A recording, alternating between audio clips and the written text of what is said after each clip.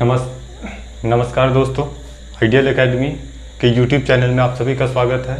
आज हम सभी समझने वाले हैं बिहार बोर्ड के काफ़ी महत्वपूर्ण चैप्टर त्रिकोणमितीय अनुपात के बारे में, जिसमें हमको सबसे पहले ये देख पाएंगे इसमें कि त्रिकोणमितीय अनुपात क्या है, ठीक है। फिर ये कितने प्रकार के होते हैं, उनसे जुड़े सूत्र समझने के बाद फिर हम लोग क्वेश्चंस पे चलेंगे, लघुत्तरीय, दीर्घोत्तरीय और सारे वस्तुनिष्ठ प्रश्न। मेरा पर्सनली मानना है कि आप वस्तुनिष्ठ कोई भी मैथ का कोई भी चैप्टर उठा लें, आपको वस्तुनिष्ठ प्रश्न लघुत्तरीय और दीर्घोत्तरीय के बाद सॉल्व करने। वस्तुनिष्ठ प्रश्न दिए ही इसलिए जाते हैं ताकि ये बहुत जल्दी सॉल्व हो, ठीक है। आप इनमें टाइम ना दें, ये इनका आंसर्स तुरंत निकलते हैं, लेकिन तुरंत कब निकलेगा? जब आपका चैप्टर, आपका कॉन्सेप्ट पूरा होगा तब, ठीक।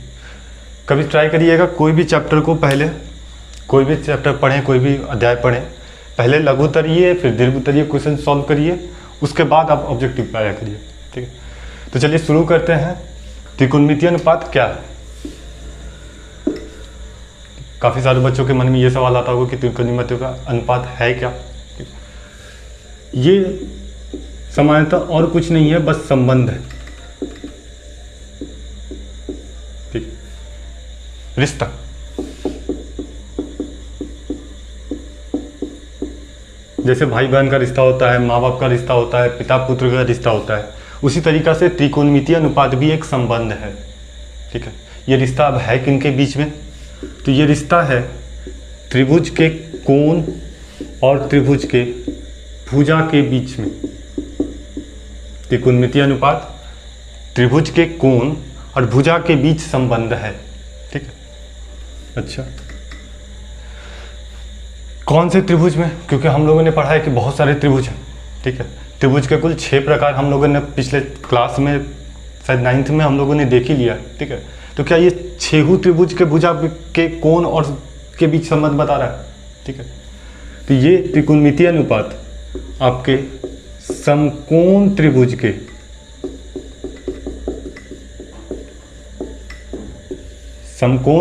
के कोण और भुजा के बीच के संबंध को त्रिकोणमितीय अनुपात कहते हैं, ठीक। त्रिकोणमितीय अनुपात है क्या, ठीक। तो ये कोई पूछ रहा है आपसे। अब ग्राफ के रूप में जनरली अगर आपको याद करने में, कोई भी परिभाषा याद करने में ज़्यादा दिक्कत होती है, ठीक है, आप ये देख लें कि परिभाषा के अंदर है क्या, उसका एक चार्ट, एक ग्राफ बना के आप एक बार ट्राई करें, दिमाग में थोड़ा सा बेहतर जल्दी जाएगा। तो त्रिकोणमितीय अनुपात समकोण त्रिभुज के कोण और भुजा के बीच संबंध को बताता है, ठीक। कोण और भुजा किसको कहते हैं, ये आपको भली भांति पता है। समकोण त्रिभुज किसे कहते हैं, ये भी शायद आपको पता ही होगा, लेकिन चलिए फिर से एक बार तुरंत देख लेते हैं। समकोण त्रिभुज यानी वैसा त्रिभुज जिसका में एक कोण कितना का हो, 90 डिग्री का। कोण एक पता तो नहीं है, ठीक है। सामान्यतः कोण को हम थीटा से दर्शाते हैं, ये थीटा का सिंबल है, ठीक है।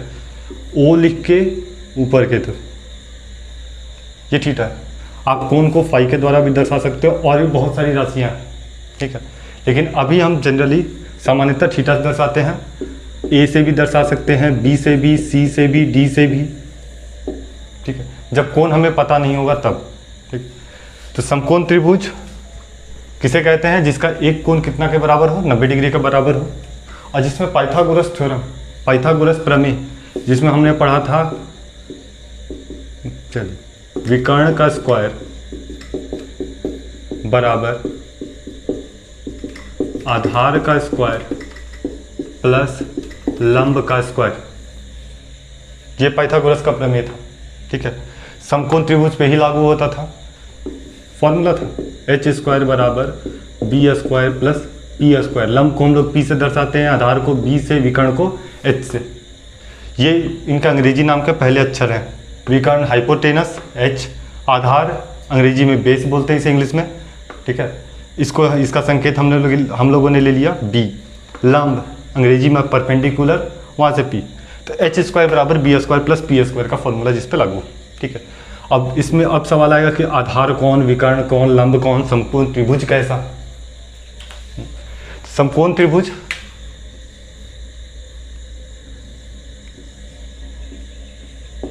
सामान्यतः ऐसा दिखता है। अब ये बड़ा भी हो सकता है, लेकिन दिखेगा ऐसा ही। ठीक है, क्यों दिखेगा? क्योंकि दो समकोण त्रिभुज एक दूसरे के समरूप होते हैं। ठीक है, इसके पहले वाले चैप्टर समरूपता में आप ये चीज देख चुके हैं। ठीक है, तो यहाँ पे ये कोण मेरा 90 डिग्री है। ठीक है, हमें देखना है विकर्ण कौन होगा, आधार कौन होगा, लंब कौन होगा, क्योंकि कभी कभी साइन ए पूछ देता है, साइन सी पूछ देता है, थोड़ा सा कंफ्यूजन हो जाता है। ठीक है, तो हमें बस ये पता है कि ये वाला कोण कितना का होता है, 90 डिग्री का। ये चिन्ह भी होता है 90 डिग्री का, जहाँ पे जो कोण बनता है वो 90 डिग्री। ठीक, 90 डिग्री के सामने वाली भुजा, 90 डिग्री के सामने वाली भुजा क्या कहलाएगी? हमारी विकर्ण कहलाएगी, जो कि त्रिभुज की सबसे बड़ी भुजा होती है। किस त्रिभुज की? समकोण त्रिभुज की। ठीक, अब हमें देखना है आधार मेरा ये भी हो सकता है, आधार मेरा ये भी हो सकता है। हम देख किधर रहे हैं? अगर हम यहां खड़े हैं और सामने की तरफ देख रहे हैं, यानी थीटा मेरा ये है। ठीक, और थीटा के सामने वाला कोण, सामने वाली भुजा, सॉरी माफ कीजिएगा, थीटा के सामने वाली भुजा लंब कहलाती है। थीटा के सामने वाली भुजा लंब कहलाती है। बाकी कौन सा भुजा बच गया? अब आधार। तो जो भुजा बच जाएगा उस भुजा को हम लोग आधार कहेंगे। क्लियर है? अगर अब किसी के मन में ये आ रहा होगा कि थीटा ये, ठीक, देखिए बिल्कुल सही प्रश्न है। अगर ये 90 डिग्री है और इस बार हम सामने नहीं देख के ऊपर की तरफ देख रहे हैं, जो ऊपर की तरफ देख रहे हैं, तो थीटा मेरा ही।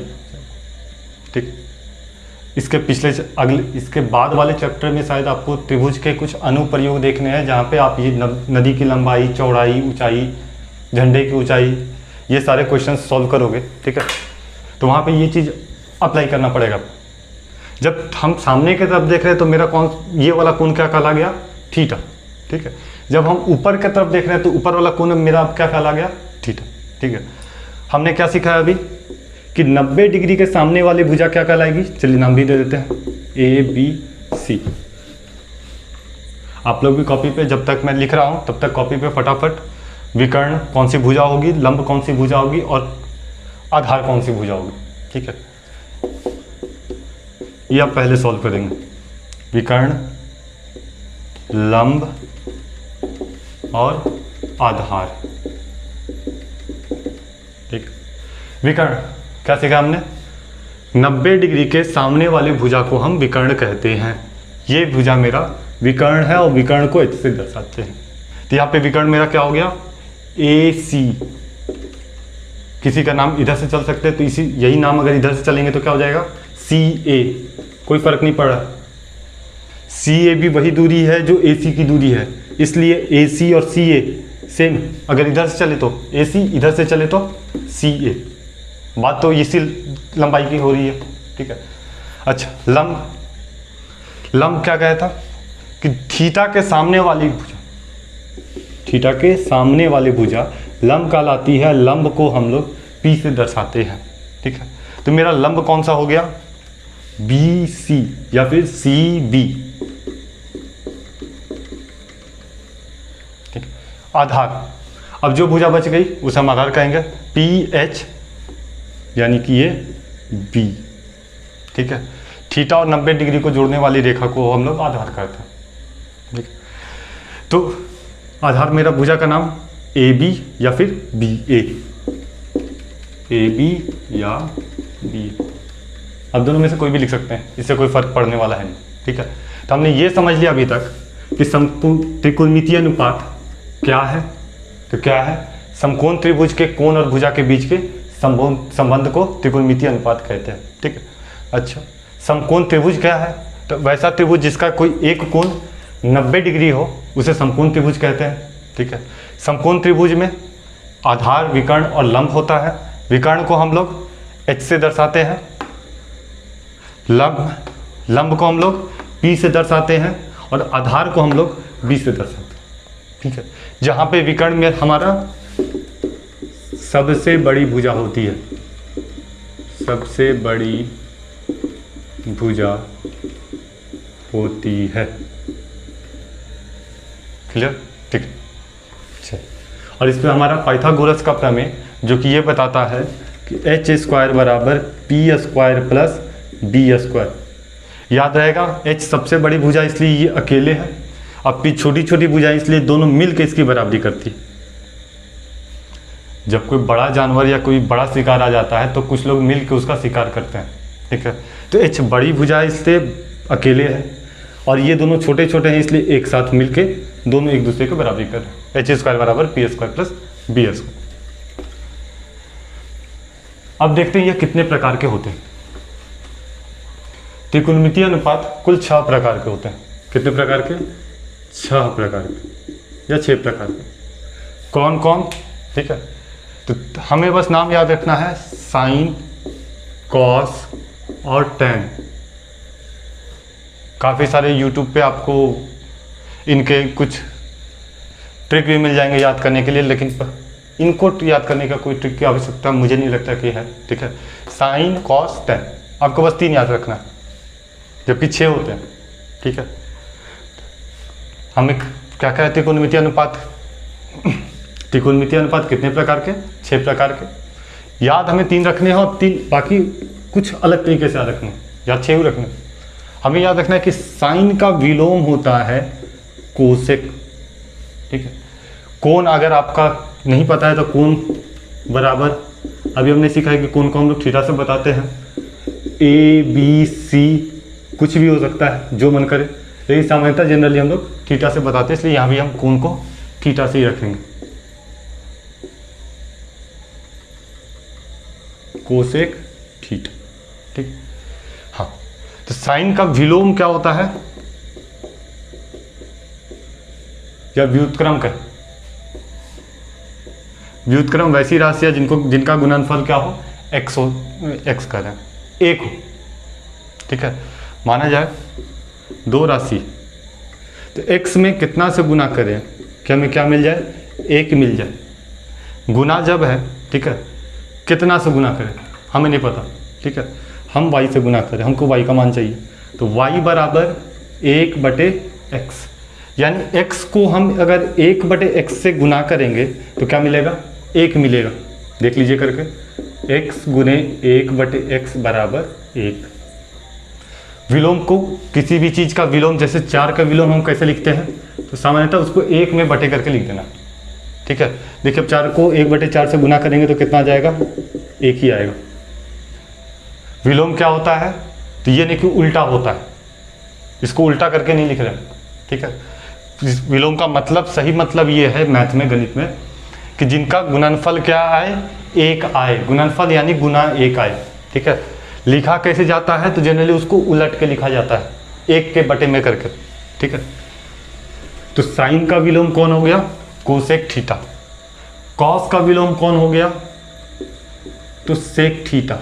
और टैन का विलोम कौन हो गया? तो कॉट थीटा। साइन का विलोम कोसेक थीटा, कॉस थीटा का विलोम सेक थीटा, टैन थीटा का विलोम कॉट थीटा,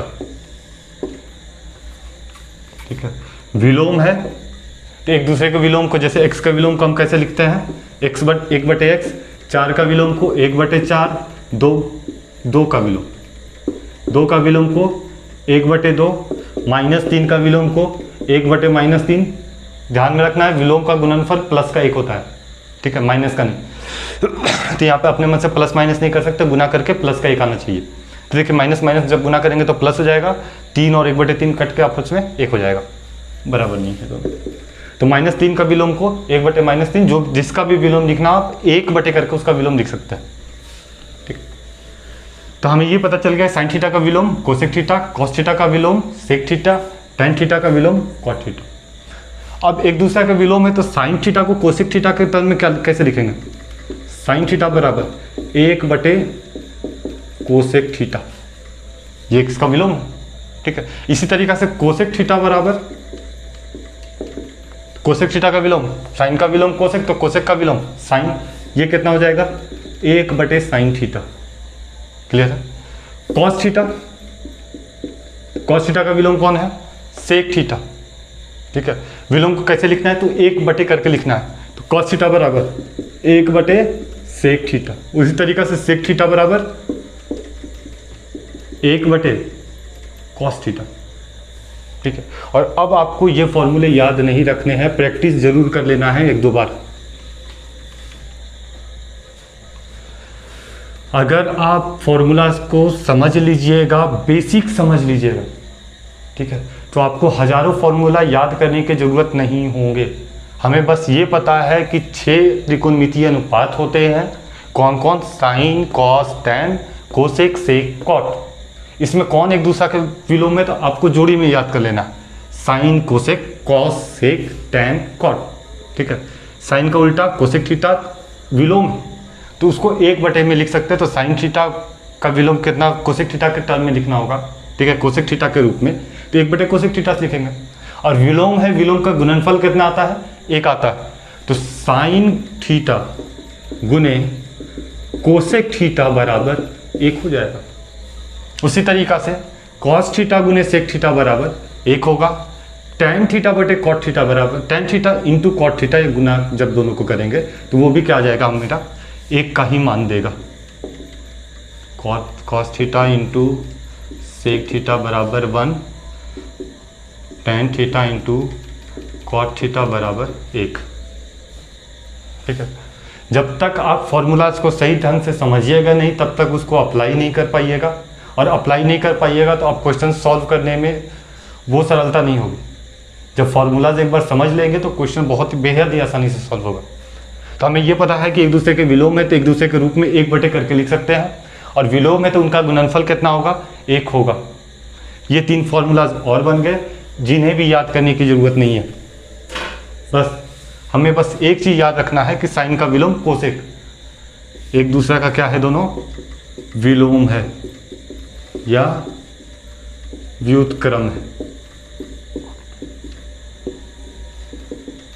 ठीक है, व्युत्क्रम है मतलब जिनका गुणनफल कितना आएगा, गुणनफल आएगा 1, और एक दूसरे के टर्म में x का व्युत्क्रम कैसे लिखाता है 1/x, तो उसी तरीका से 1/x का व्युत्क्रम कितना हो जाएगा x हो जाएगा। बस ये याद। ठीक है, इस तरीका से आप इसका स्क्वायर का गुणनफल करेंगे तो भी 1 आएगा, साइन स्क्वायर थीटा गुने कोसेक स्क्वायर थीटा भी 1, कॉस स्क्वायर थीटा गुने सेक स्क्वायर थीटा भी 1, टैन स्क्वायर थीटा गुने कॉट स्क्वायर थीटा भी 1 होगा।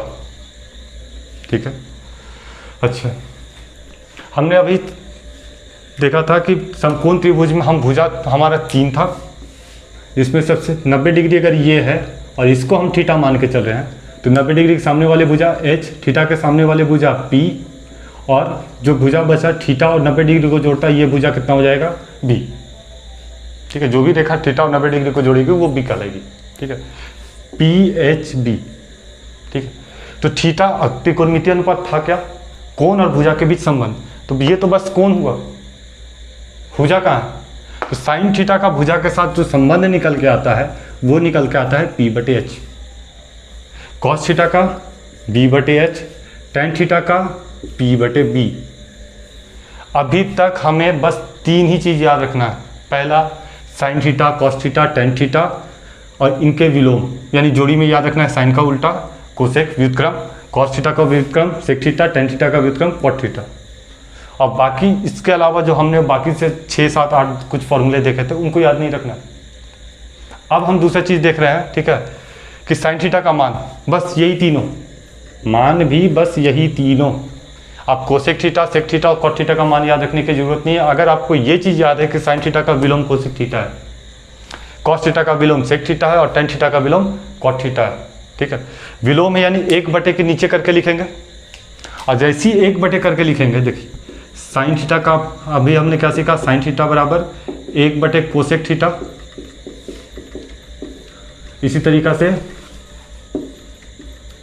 कोसेक थीटा बराबर 1 साइन थीटा। ठीक है, साइन थीटा का मान कितना है P/H, तो कोसेक थीटा का मान यहाँ से आराम से निकल सकता है 1/sin थीटा बराबर P/H, P/H। नीचे वाली राशि ऊपर चल जाएगी, ऊपर वाली राशि नीचे चलाएगी। इसका उल्टा ही तो हुआ, ठीक है, उल्टा ही तो है, ज़्यादा कुछ नहीं है। तो इतना सारा झंझट करने का ज़रूरत है नहीं, हमें बस ये अगर पता है, ठीक है, कि साइन थीटा का विलोम होता है कोसेक थीटा, तो हम कोसेक थीटा का भी मान काफ़ी आसानी से निकाल सकते हैं। साइन थीटा याद कितना करना है, P/H, तो कोसेक थीटा इसका उल्टा HP गैस H/P। उसी तरीका से सेक थीटा, ठीक है, सेक थीटा किसका विलोम है, कॉस थीटा का। कॉस थीटा का मान क्या होता है, B/H, तो सेक थीटा का मान उसका उल्टा हो जाएगा H/B। उसी तरीका से कॉट थीटा किसका विलोम है, टेन थीटा का। टेन थीटा का मान कितना, P/B, तो कॉट थीटा का भी मान कितना हो जाएगा, B/P। मान सारे याद हो गए। Sine theta P/H, cos theta B/H, tan theta P/B, ठीक है। साइन थीटा का विलोम कोसेक थीटा, कॉस थीटा का विलोम सेक थीटा, टेन थीटा का विलोम कॉट थीटा होता है। अगर विलोम है तो इनका मान भी पलट जाएगा, तो साइन थीटा का मान यदि P/H है तो कोसेक थीटा का मान H/P हो जाएगा।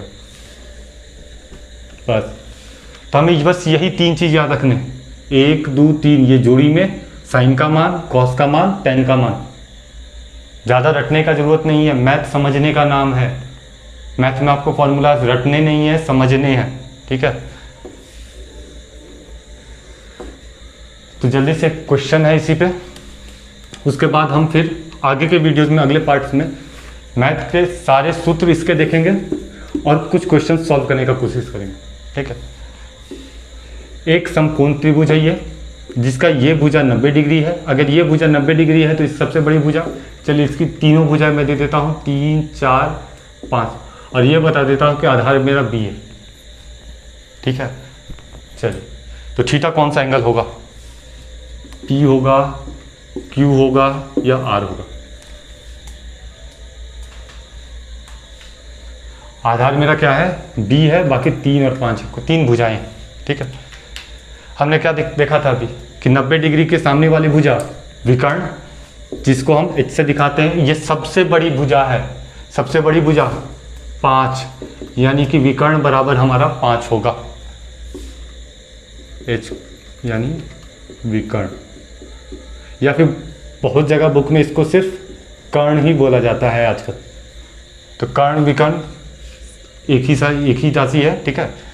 उसके बाद क्या बोला था, 90 डिग्री और, ठीक है, 90 डिग्री के सामने जिधर देखेंगे वो राशि हमारी, वो क्या हो जाएगा, हमारा थीटा हो जाएगा, उसको हम आधार बोल सकते हैं, ठीक। आप अगर सामने देख रहे, ये तो नहीं बताया कि फिक्स QR ही 3, अगर सामने देख रहे तो हमारा थीटा क्या हो जाएगा, ये हो जाएगा, यही त्रिभुज PQR, और थीटा अगर ये है तो ये मेरा भुजा आधार, और ये आधार तो ये भुजा मेरा लंब होगा, ठीक है। इसी तरीका से अगर हम, सबसे बड़ी भुजा कौन सी है, तो 90 डिग्री के सामने वाली भुजा सबसे बड़ी होगी, ये विकर्ण है जिसका मान 5 ही होगा, ठीक है। अगर हम ऊपर देखें तो थीटा मेरा इस बार क्या हो जाएगा, ये हो जाएगा, ठीक है। और इस थीटा और 90 डिग्री को जोड़ने वाली भुजा आधार होती है और थीटा के सामने वाली भुजा लंब होती है। इसी तरीका से थीटा के सामने वाली भुजा लंब होगी, क्लियर है।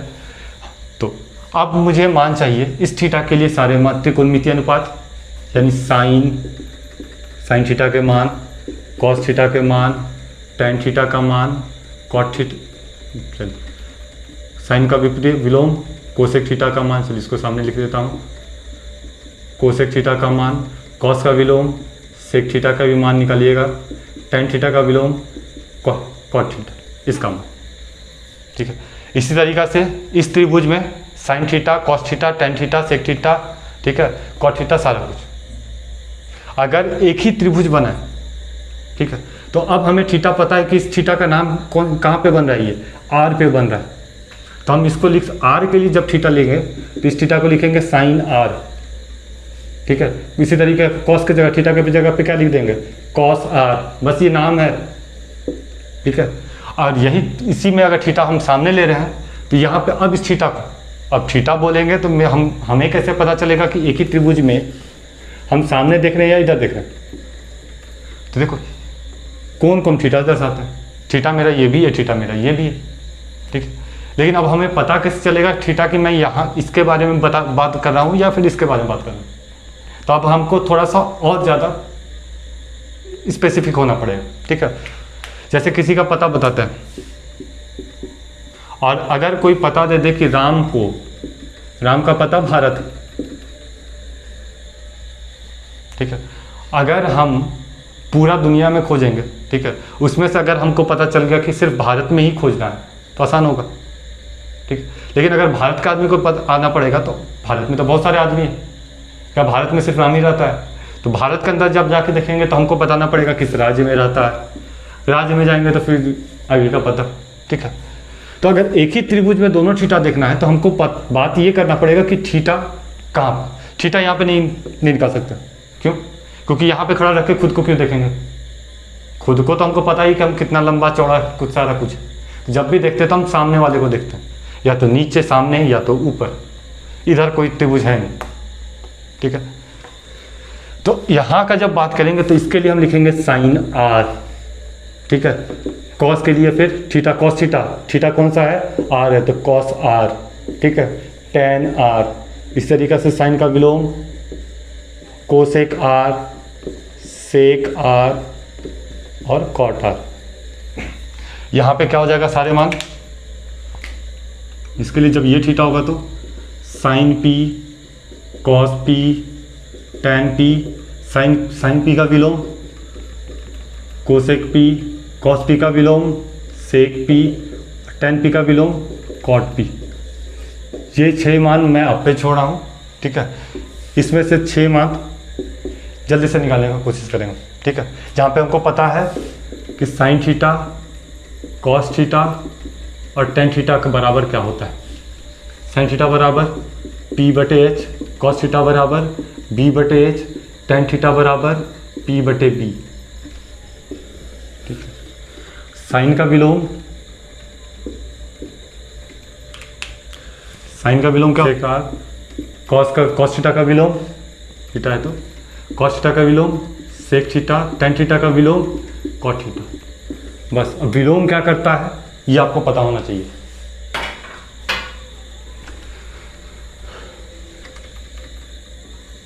अच्छा, बस इतना ही याद रखना है, ठीक है। तो देखते हैं यहाँ पे कोसेक आर, चलिए यहीं से स्टार्ट करें।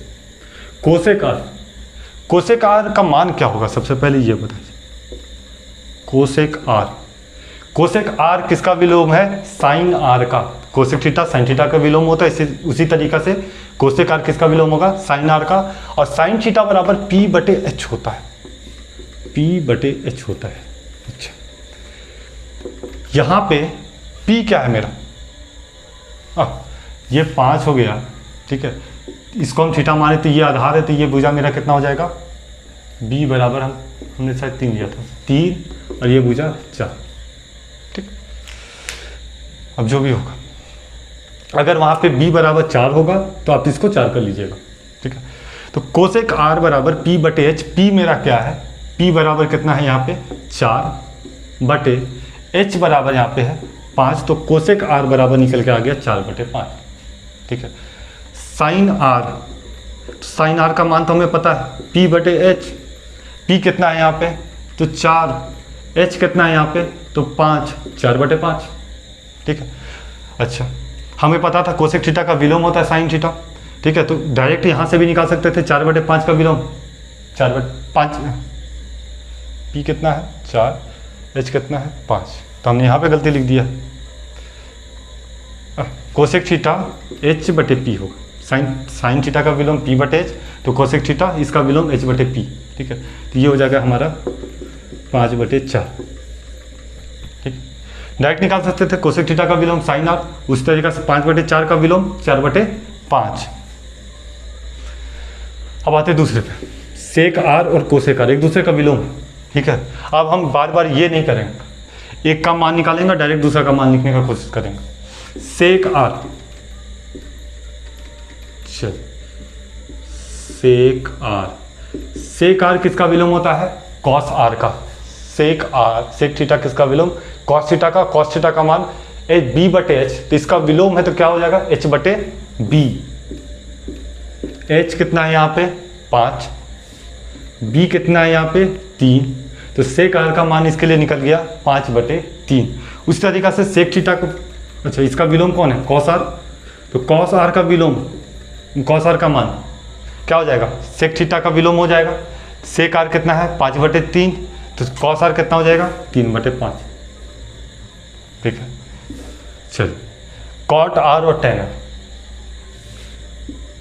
कॉट आर, कॉट थीटा का विलोम टेन थीटा, टेन थीटा बराबर पी बटे बी, तो कॉट थीटा का मान कितना हो जाएगा बी बटे पी।